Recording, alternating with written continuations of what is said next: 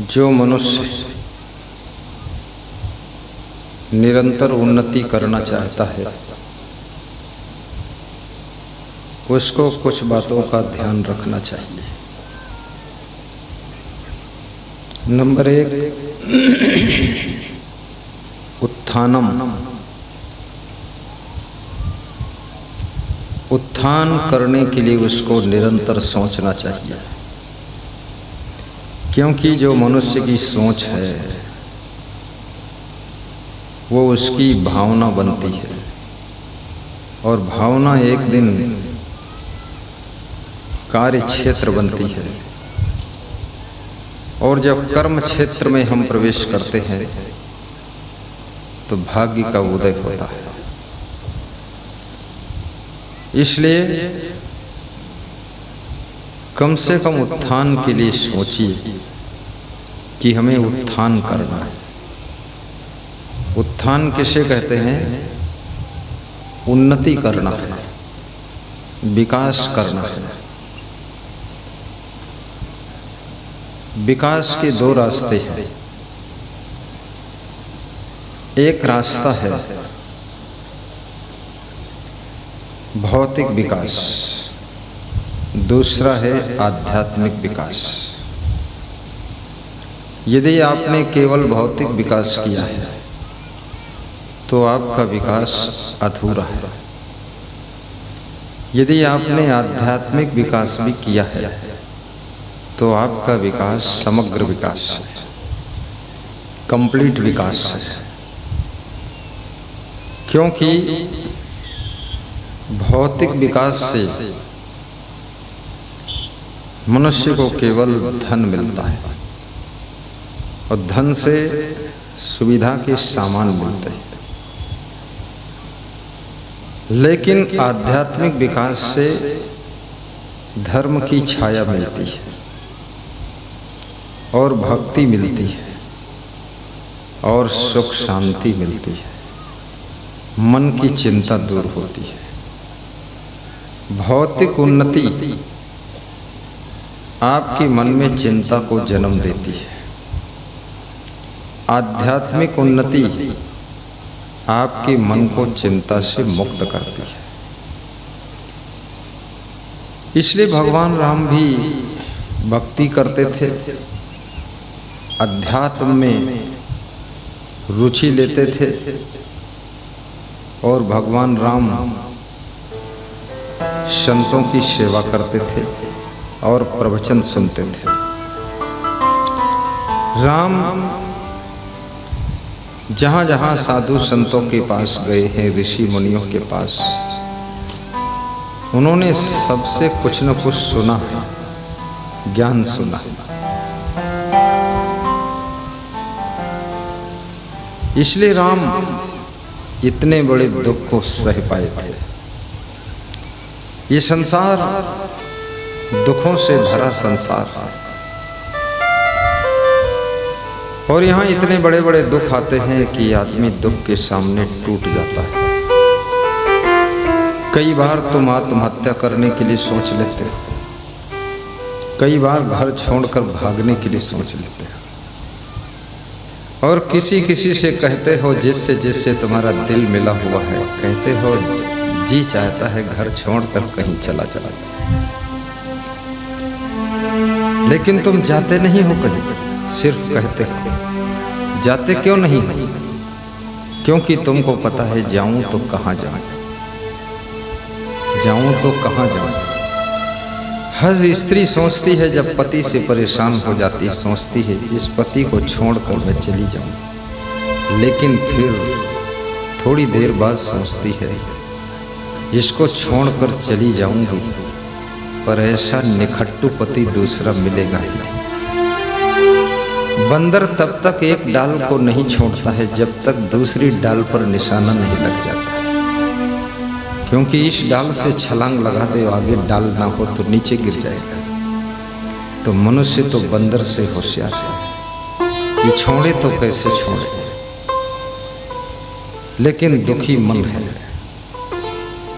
कभी कभी पति का मन बहुत दुखी हो जाता है पत्नी के चाल चलन से, और पति के मन का सबसे बड़ा दुख है पत्नी का बदचलन स्वभाव, और पत्नी के मन का सबसे बड़ा दुख है जब उसका पति किसी दूसरी औरत में फंस जाता है और उस स्त्री को पता चल जाता है, तब ये पीड़ा, ये कांटा उसको रात दिन सालता रहता है।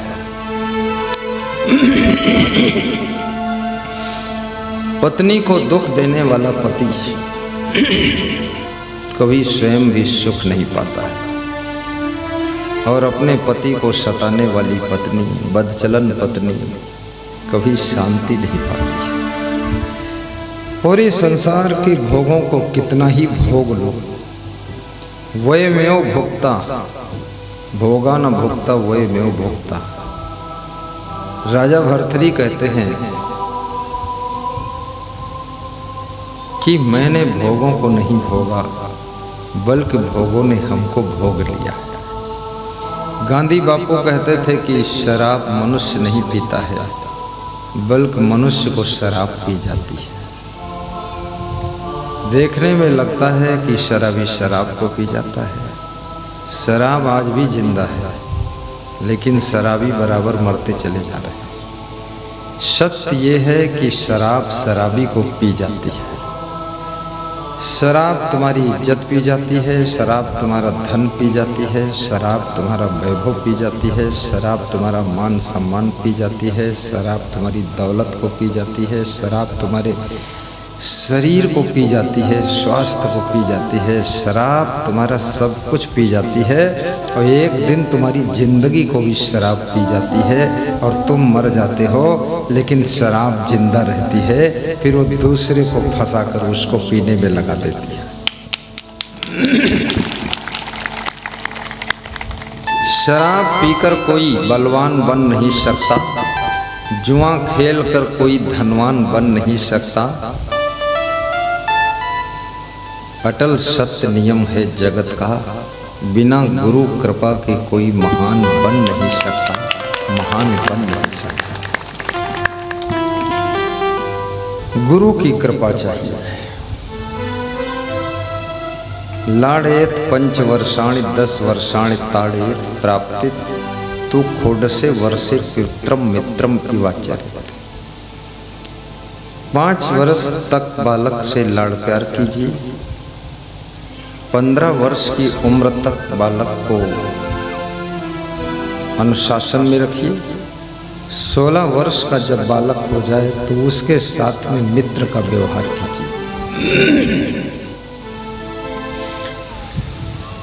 बालक को जन्म तुम दे सकते हो, लेकिन बालक का भाग्य तुम नहीं रचना कर सकते। माँ बाप बनिए, लेकिन भगवान बनने की कोशिश मत करिए।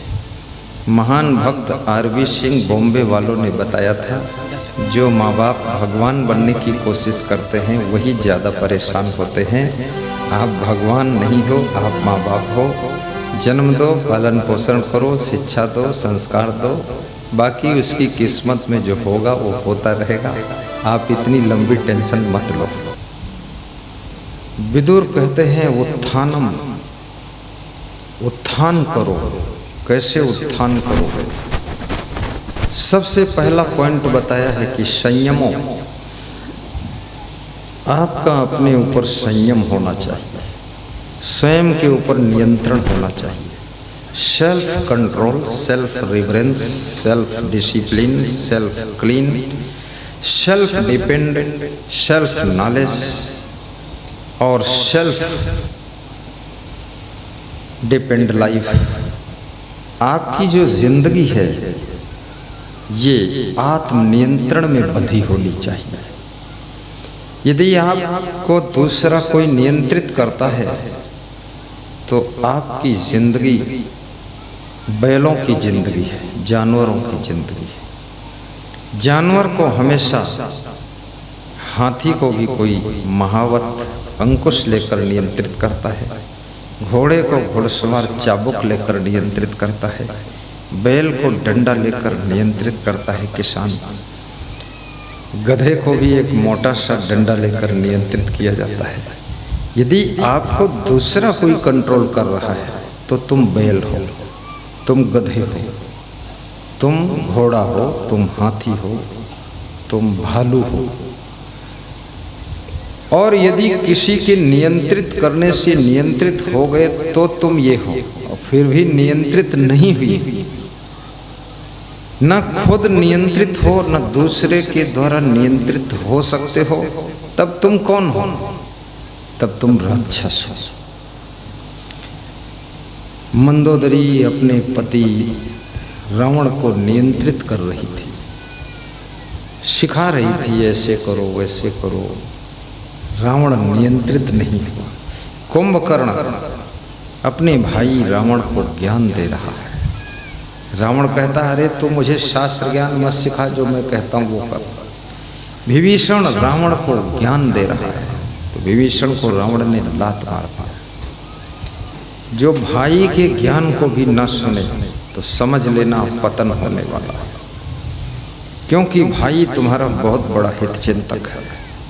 जो अपनी पत्नी के भी ज्ञान को न सुने तो समझ लो उसका विनाश अब होने वाला है। आखिर में रावण का विनाश हुआ, रावण मारा गया। रावण का साथ देने वाला मेघनाद, अक्षय कुमार और एकलक पोत सवाव लखनाती, सबकी मृत्यु हुई। कुंभकर्ण भी मारा गया। एक विभीषण जिसने रावण का साथ छोड़ दिया था वही बचा, बाकी पूरी लंका का विनाश हो गया। गलत व्यक्ति का साथ देने वालों का विनाश पहले ही हो जाता है, इसलिए गलत लोगों का साथ मत दीजिए, उनसे दूर हो जाइए। जलती लकड़ी के साथ में गीली लकड़ी भी जल जाती है। फूल के साथ में चींटी भी भगवान के ऊपर चढ़ जाती है। जलती हुई लकड़ी के साथ में चिपकी हुई चींटी भी जलकर मर जाती है। धूल के साथ में चींटी पैरों से रौंदकर मार दी जाती है। इसलिए याद रखना, चींटी का कोई अपराध नहीं है, केवल फूल की संगत किया है, कोई बहुत बड़ा पुण्य नहीं किया है। तो भगवान के मंदिर में फूल के साथ में जाकर चढ़ गई। भगवान को जो पेड़ा बर्फी का भोग लगाया गया, भगवान तो खाता नहीं, चींटी बैठकर खाती है, प्रेम से प्रसन्न होती है कि मेरे लिए कोई बर्फी लाया है। फूल की संगत से चींटी कहां से कहां पहुंच गई। और याद रखना, वही चींटी ने भूल से जलती हुई लकड़ी की संगत कर लिया तो आग में जलकर भी बेचारी मर गई। संगत का बड़ा प्रभाव होता है, इसलिए बहुत से लोग अपने बच्चों को रेसिडेंशियल स्कूल में एडमिशन करा देते हैं, नवोदय जवाहर विद्यालय में एडमिशन कराने की कोशिश करते हैं कि आसपास का सिचुएशन, वाइब्रेशन, एटमॉस्फेयर ऐसा होना चाहिए जो बच्चा बिगड़ ना जाए। और बचपन में विवेक नहीं होता है, इसलिए बच्चे को जैसी संगत मिल जाए उसी में भागता है। बच्चों को अपने जीवन का सही निर्माण करना चाहिए। उत्थानम संयमो, आत्म संयम हो, सेल्फ कंट्रोल, स्वयं को बस में रखें। दूसरों को समझाने की जरूरत न पड़े आपको बार बार।